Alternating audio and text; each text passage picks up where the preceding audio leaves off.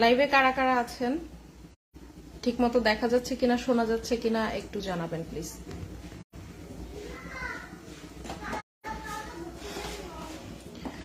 Already 3 জন আপু চলে এসেছেন, ধন্যবাদ আপনাদেরকে।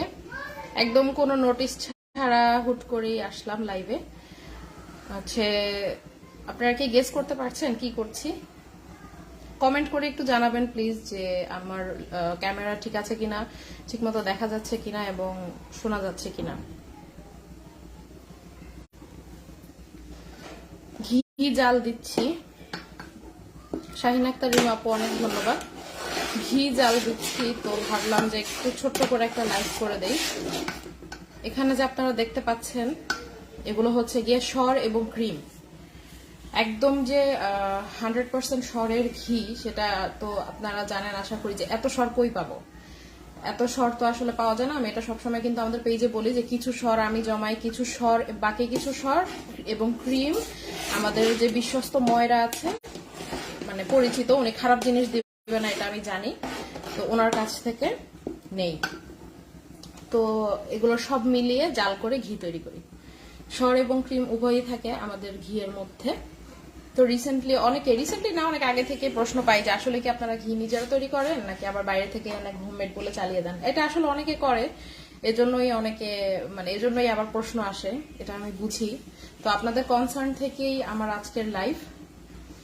এখন অনেকেই মানে স্বাভাবিক বাচ্চার জন্যই তো নেয় আমার পেজ থেকে মেইনলি, তো স্বাভাবিকভাবেই অনেকেই কনসার্ন থাকবেন। তো এই হচ্ছে গিয়ে আমাদের জমানো কিছু সর এবং হচ্ছে গিয়ে আমি ওই যে বললাম আমার বিশ্বস্ত ময়রা আছেন, ওনার থেকে সর এবং ক্রিম নেই, উনি ভালো জিনিস দিবেন আমি জানি, অনেক বছর ধরেই আমি চিনি ওনাকে। তো এই আর কি, 16 জন দেখছেন আমাদেরকে। তো আসলে সব সময় তো লাইভে আসা সম্ভব হয় না। আমি আপনাদের যে খাবারগুলো ঘরে বানাই, আপনারা নিজেরাই ভাবেন, আপনারা যারা কিচেনে কাজ করেন, রান্না বান্না করেন, সবসময় তো আসলে লাইভে থাকা সম্ভব হয় না, বা সবকিছু তো লাইভে দেখানো সম্ভব হয় না। তো হুট করেই আমার মনে হলো, আমি মাঝে মাঝে কিন্তু ভিডিও ক্লিপ শেয়ার করি যে বানাবো, এরকম ভিডিও ক্লিপ শেয়ার করি, তাও সে খুব হুটহাট। আমার ভিডিওগুলো কিন্তু প্রফেশনাল হয় না, কারণ এত কাজের মধ্যে প্রফেশনাল ভিডিও আবার কতক্ষণে বানাবো, তাই না? তো একদমই কাঁচা হাতের ভিডিও, জাস্ট এই ভিডিওগুলো দেয়াই কারণ হচ্ছে যে আপনারা যেন নিশ্চিত থাকেন যে হ্যাঁ হোমমেড খাবারই পাচ্ছি।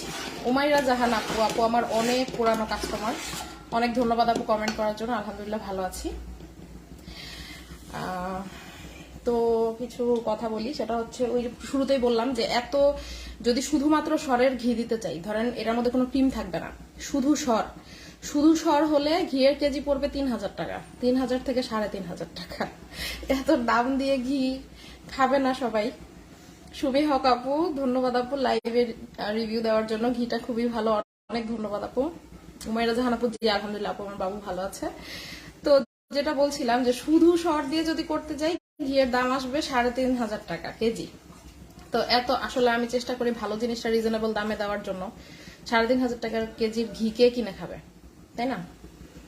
তো এখানে হচ্ছে যে কিছু সর আমি জমাই মানে কি, আমি 6 মাস 8 মাস লাগিয়ে হয়তো বা 1 কেজি জমাতে পারি এরকম।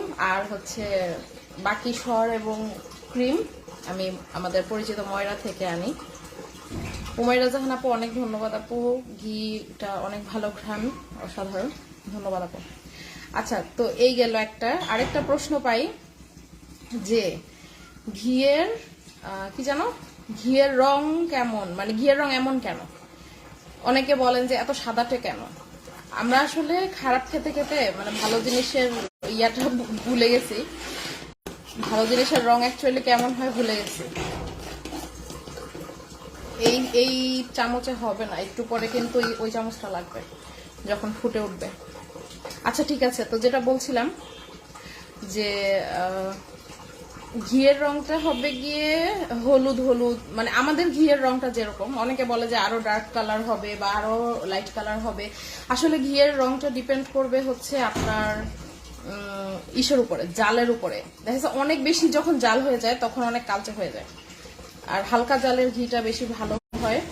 আর এখানে আরেকটা ব্যাপার আছে, জাল বেশি দেয় অনেকে হচ্ছে বেশি দিন ভালো রাখার জন্য। যেহেতু আমরা ঘরে তৈরি যেটা করি সেটার মধ্যে কোনো প্রিজারভেটিভ দেই না, তো স্বাভাবিকভাবেই ভালো রাখার জন্য আমাদের যেভাবে জাল দিয়ে দিতে হয় বা যা করতে হয় সেটাই আমরা করি। ওই ওই চামচটা লাগবে, এটা একটু পরে এই খুন্তিতে আর হবে না, নিয়ে আসো। আচ্ছা, শাইমা সুলাইমান, ঘিটা বেস্ট, 4বার নিয়েছি, ধন্যবাদ আপু। ইতি আক্তার আপু, আপনার সব প্রোডাক্ট অনেক ভালো, অনেক ধন্যবাদ আপু। আচ্ছা, এই গেল একটা কথা যে ঘিয়ের রং। আবার অনেকে মাঝে মাঝে বলেন যে ঘি পাতলা নাকি ঘি ঘন, কোনটা বেশি ভালো। আচ্ছা, এখন পাতলা ঘনর ব্যাপারটা আমি আসলে আমার পেজেরটা বলছি, হ্যাঁ, আমি সবারটা বলতে পারবো না, আমি আমার যেটা আমি সেটা বলতে পারবো। উমাইরা জাহান আপু, গরুর দুধ তো আমি বিক্রি করতেই পারবো, আমার তো অনেক ভালো সোর্স আছে, কিন্তু এই যে ডেলিভারি করবো কিভাবে, এই জন্য এখনো করতেছি না। ডেলিভারির যদি আমি ফ্রিজিং ভ্যান বা এই টাইপের কিছু ব্যবস্থা করতে পারি, ইনশাল্লাহ অবশ্যই আমি গরুর দুধের ব্যবস্থাটাও করে দিব, এটা অনেকে চায় আমার কাছে। আচ্ছা, তো যেটা বলছিলাম, ঘন বা পাতলা ঘি, এই যে ঘিটা আজকে জাল করব, ঘিটা আমাদের আজকে গ্যাসের অবস্থা বেশি ভালো না, তো এইটা জাল করতে গেলে মোটামুটি 3 ঘন্টা 3.5 ঘন্টা লেগে যাবে, তো এতক্ষণ তার লাইভে থাকা সম্ভব না। তো আমি লাস্টে আবার আমি ভিডিও করে রাখছি, আমি প্রায় ভিডিও করি ছবিতেই, আজকেরটাও করে রাখবো। সেটা হচ্ছে যে ঘিটা জাল করার সাথে সাথে কিন্তু তেলের মতো থাকে একদম, তো যখন দেখা গেছে আজকে জাল করে কালকেই আপনাদেরকে দিয়ে দিয়েছে, তখন আপনারা একটু পাতলা পান। আবার একটু সময় পেয়েছে, সেট হতে সময় পেয়েছে, সেট হয়েছে ঘিটা, তখন যে ঘিটা কিন্তু ঘন হয়।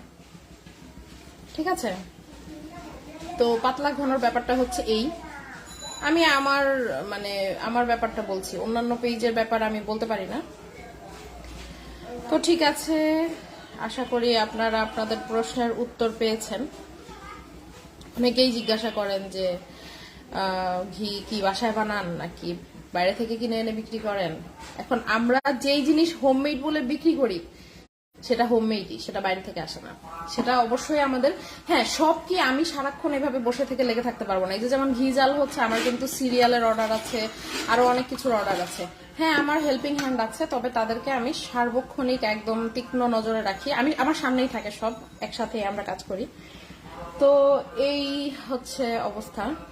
আমরা বাসায় যেগুলো হোমমেড বলে বিক্রি করি সবই হোমমেড, সেগুলো আর বাইরের না। ঠিক আছে, আর কারণ হচ্ছে আমরা পেজে যেগুলো ইম্পোর্টেড বলি সেগুলো কিন্তু সব ইম্পোর্টেড বিক্রি করি, ইম্পোর্টেড লিখাই থাকে যে এগুলো ইম্পোর্টেড, এগুলো বাইরের না, বাইরের দেশের, আমার তৈরি না। এই যেমন অনেকে হয়তো হোমমেড তাল মিষ্টি বিক্রি করে, আমি তাল মিষ্টি হোমমেড বিক্রি আমি পারি না, কিভাবে বানায় আমি জানি না, জানি প্রসেস জানি কিন্তু আমার এক্সপিরিয়েন্স নাই। তো আমার মনে হয় দুলাল চন্দ্র ভাইয়ের তাল মিষ্টিটা অনেক ভালো, তা আমি ওইটা নিজেও বাচ্চাকে খাওয়াই। আমার বড় বাচ্চার বয়স 8 বছর, সে খায়, সে 8 বছর ধরেই খাচ্ছে, প্লাস আমি নিজেও খাই। আমার ভালো লাগে, মনে হচ্ছে যে হ্যাঁ এটা ভালো, এবং এত বছর শত বছর প্লাস হয়ে গেছে তারা ব্যবসা করছে। সব মিলে আমার মনে হয় যে হ্যাঁ, যে জিনিস আমি বানাতে পারি না সেটা অথেন্টিক সোর্স থেকে এনে দিতে পারলে ওটাই যথেষ্ট। আর যে জিনিস আমার পক্ষে বানানো সম্ভব, আমাদের ক্যাপাসিটি আছে, সেগুলো আমি তৈরি করি। আমি হচ্ছে গিয়ে সেগুলো হোমমেড বলি, যেগুলো আমার পেজে হোমমেড বলা সেগুলো সব হোমমেড, আর কোনো এখানে কোনো ভেজাল নাই। ঠিক আছে, আর যেগুলো ইম্পোর্টেড সেগুলো আমি ইম্পোর্টেড বলে দিই যে না বাবা, এটা আমার পক্ষে বানানো সম্ভব না, এটা আমি এখানে হচ্ছে গিয়ে আপনারা যারা দেরিতে জয়েন করেছেন, এখানে হচ্ছে গিয়ে ক্রিম এবং সর দুটোই মিক্স করা, শুধু সরের ঘি, একদম শুধু সরের ঘি কখনোই 1350-1400 এই টাইপের কেজিতে পাবেন না, সেগুলো আপনার 3500-4000 টাকা পড়বে। এই যেটা আমি অলরেডি বলেছি। ঠিক আছে, আমার এখন আরো তো অনেক কাজ আছে, আমার এখন যেতে হবে। লাইফটা খুবই শর্ট হয়েছে আমি জানি, কিন্তু আসলে কিছু করার নাই, কারণ আমার সিরিয়ালের অর্ডার আছে অনেক, ওগুলো তৈরি করতে হবে, তৈরি হয়েছে অনেকখানি, আরো করতে হবে প্যাকেট, এগুলো আমার নজর রাখতে হবে। তো লাস্টে ঘি কেমন কালার আসলো বা তৈরি করার সাথে সাথে কেমন অবস্থা থাকে, এটাও আমি শেয়ার করার চেষ্টা করব। তনির রহমান আপু, আমি নিব যেটা আজকে বানিয়েছ। হ্যাঁ আপু, আজকে যেটা বানাচ্ছি সেটা হচ্ছে কালকে মোটামুটি দেওয়ার জন্য প্রিপেয়ার্ড হবে, একটু সেট হইতে সময় দিতে হবে। মহিরা জাহান আপু, হ্যাঁ আপু, আল্লাহ হাফেজ, অনেক ধন্যবাদ, আপনি এতক্ষণ ছিলেন। ঠিক আছে, আমিও চলে যাব, আমার আসলে আরো অনেক কাজে যেতে হবে, তো আপনাদেরকে একটু দেখিয়ে দিলাম। আপাতত আসছি, আসসালামু আলাইকুম।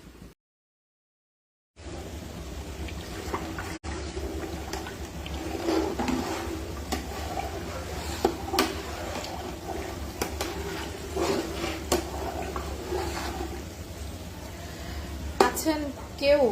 আমার লাইভ কি কেউ দেখছেন? নোটিস ছাড়া লাইভে চলে আসি। সকালে যে একটু আগে আর কি দেখিয়েছিলাম যে আমরা ঘি জাল করা শুরু করেছিলাম, তো আমি আপনাদেরকে বলেছিলাম যে ঘি জালের আরো কয়েকটা ধাপ আমি হয়তো আপনাদের দেখানোর চেষ্টা করব। তো এই হচ্ছে গিয়ে মাঝামাঝি পর্যায়ে আছে, এটা নাড়তে থাকতে হবে। এই যে জন্য আসলে কাজের সময় লাইভে আসতে চাই না, কারণ হচ্ছে যে লাইভে আসলে হয় কি, এই যে একটু প্রোডাক্ট নিচে লেগে যেতে নাই, এই হয় সেই হয়। তো এই হচ্ছে গিয়ে ঘি জাল হচ্ছে, মাঝামাঝি পর্যায়ে আছে, আরো অনেকক্ষণ জাল হবে, আরো তাড়াতাড়ি হয়ে যায়। কিন্তু আজকে আমাদের গ্যাসটা ভালো না, মানে গ্যাসের ফ্লেম খুবই কম, যার কারণে আমার একটু সমস্যা হচ্ছে।